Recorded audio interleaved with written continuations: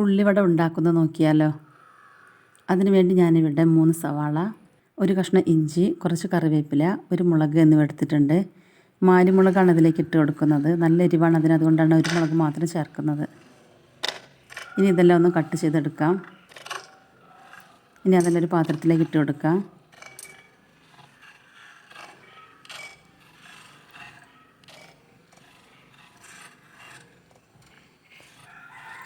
ഇനി അതിലേക്ക് ആവശ്യത്തിന് ഉപ്പ് ചേർത്ത് നന്നായിട്ടൊന്ന് ഇളക്കി കൊടുക്കാം.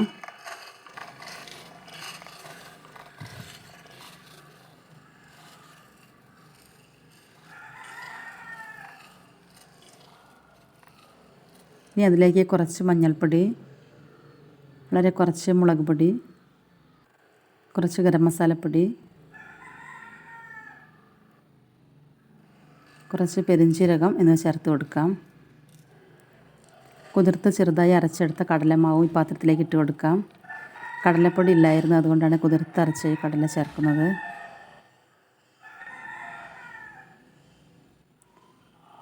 ഇനി ചെറിയൊരു ഗ്ലാസ് മൈദ അതിലേക്ക് ചേർത്ത് കൊടുക്കാം. ഇനി ചെറുതായിട്ടൊന്ന് നനച്ച് കൊടുക്കാം. ഇനി അതെല്ലാം നന്നായിട്ടൊന്ന് മിക്സ് ചെയ്തെടുക്കാം.